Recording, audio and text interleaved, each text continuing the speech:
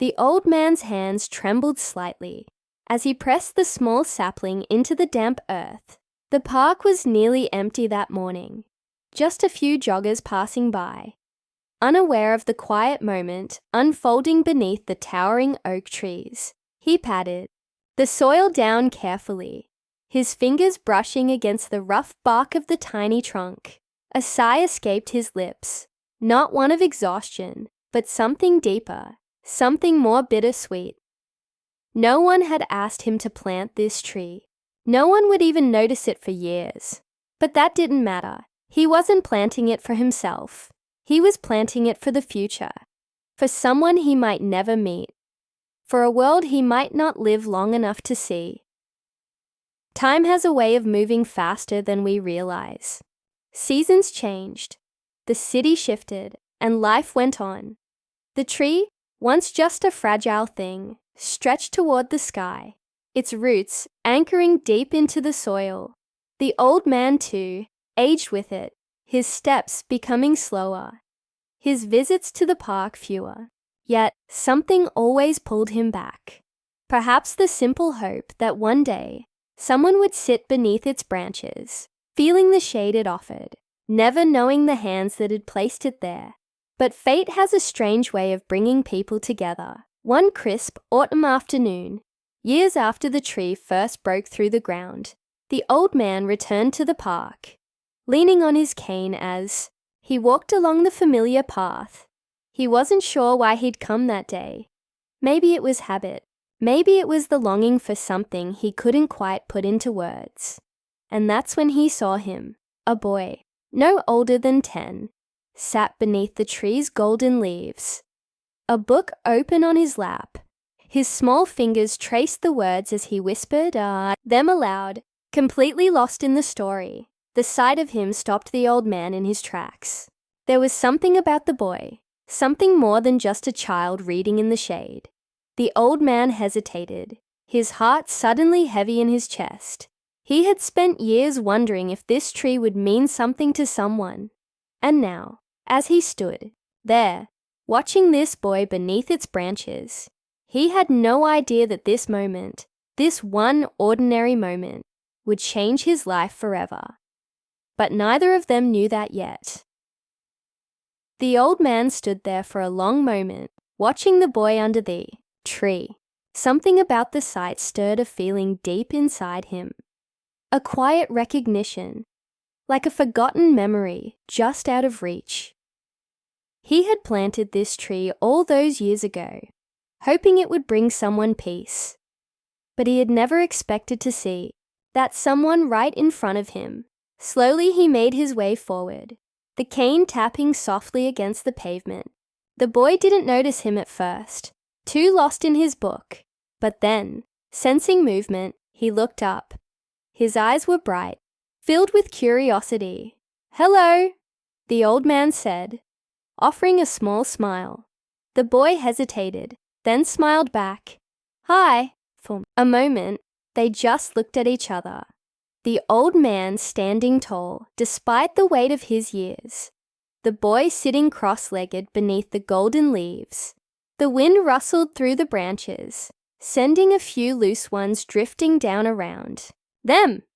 "That's a good spot," the old man said, nodding toward the tree. The boy nodded eagerly. "It's my favorite place. It feels different here." The old man's heart clenched at those words. He had once hoped that this tree would mean something to someone, and now here was this boy, unknowingly confirming that hope. "What are you reading?" the old man asked, lowering himself onto the nearby bench. The boy held up the book, the worn cover barely holding together. It's about a man who goes on an adventure. He doesn't know where he's going at first, but everything he does ends up changing people's lives. The old man chuckled, shaking his head. "That sounds like a good story." The boy nodded enthusiastically. "It is. And you know what's funny? I feel like this tree is part of my own story. My mom used to bring me here when I was little. She said this tree was special." The old man felt a lump rise in his throat. "She did," The boy nodded again. She said someone planted it a long time ago. And because of that, it grew big and strong. She told me that even small things we do can turn into something big one day. The old man looked up at the tree, its branches swaying gently. He remembered the day he planted it, the soil under his hands, the quiet hope in his heart. And now, here was this boy, unknowingly repeating the very lesson he had once tried to teach himself. But there was something else in the boy's voice, a softness, a sadness. "Does your mom still bring you here?" the old man asked carefully. The boy looked down at his book, tracing the edge of the page with his finger. "No, she passed away last year." The old man felt his breath catch. He hadn't expected that. "I'm sorry," he said quietly. The boy shrugged a little, but his small hands tightened around the book. "She used to say that no one is really gone if we remember them. So, I come here a lot. It makes me feel like she's still with me." The old man swallowed hard, the weight of the moment settling deep in his chest. He knew loss. He had known it for a long time. And now, in this boy, he saw a reflection of something he had once felt, a quiet ache, a longing to hold on to something that time kept pulling away. They sat in silence for a while, both staring at the tree. "You know," the old man finally said, "I was the one who planted this tree." The boy's head snapped up. "You did?" He nodded. "A long time ago. I didn't know who would sit under it. I just hoped someone would." The boy's eyes widened, as if he were seeing the tree in a new light. He reached out, touching its rough bark. "That means this tree is part of your story too." The old man smiled, his eyes damp. "I suppose it is." A breeze swept through the park, lifting the fallen leaves around them, carrying with it something unspoken, something neither of them needed to say. The boy grinned suddenly. "You know what my mom would say? She'd say this is exactly the kind of thing that happens in stories. When people are meant to meet, they do." The old man chuckled. "She sounds like she was very wise." "She was," the boy said proudly. Then he paused. "Do you come here a lot?" The old man hesitated, then nodded. "Not as much as I used to, but maybe I should start again." The boy beamed. "Good, because I think I just found a new friend." Old man felt a warmth spread through him, something he hadn't felt in a long time. And for the first time in years, he wasn't just looking at a tree he had planted. He was looking at something bigger, something growing, changing, just like the life he had unknowingly touched. Neither of them knew it yet, but this was only the beginning of their story. And soon, something would happen that would test their bond in a way neither of them could have imagined. As the days passed, the old man and the boy kept meeting under the tree. It became their quiet routine, sharing stories, laughing about little things, sometimes just sitting in silence, enjoying the shade. The boy talked about his mother often, and the old man listened, knowing how much those memories meant. In return, he shared parts of his own life, moments from a past the boy found fascinating. The boy started calling him Mr. Thomas, and though the name was nothing special, the way the boy said it, like it truly meant something, made the old man's heart feel lighter. One afternoon, the boy came running toward the tree, breathless with excitement. "Mr. Thomas, guess what? There's a writing contest at school, and I'm going to enter. It's about someone who inspires us. I'm going to write about you and the tree." The old man chuckled. "Me? I don't know if I'm that inspiring." The boy grinned. "You are. If you hadn't planted this tree, I wouldn't have my favorite place, and I wouldn't have met you." Mr. Thomas didn't know what to say. His chest felt heavy, but in the best way possible.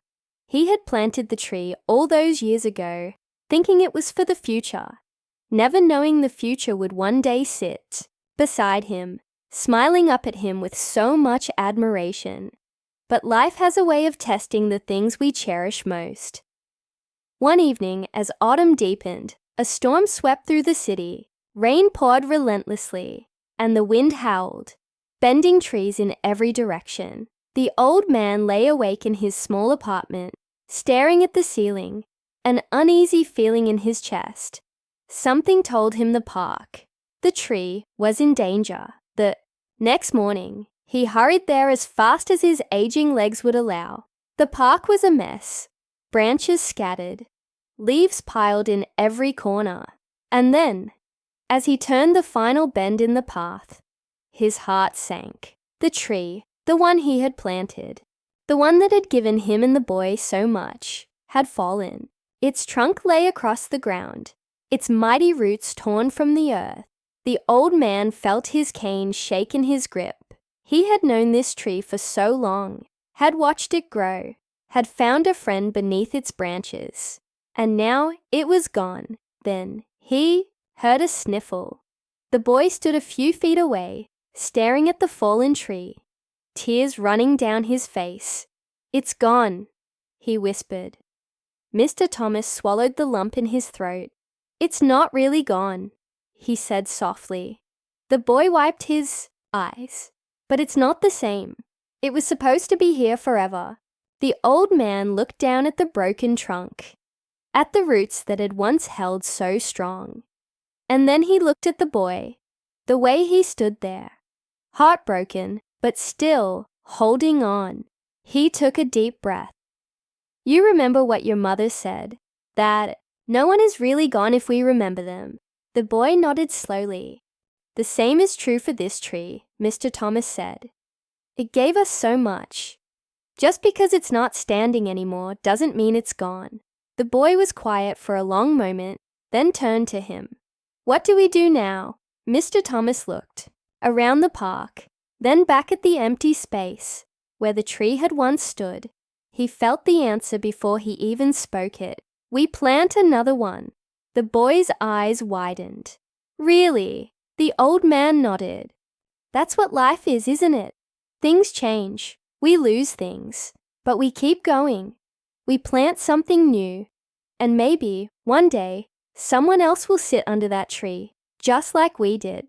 A small smile broke through the boy's sadness. "Then, let's do it."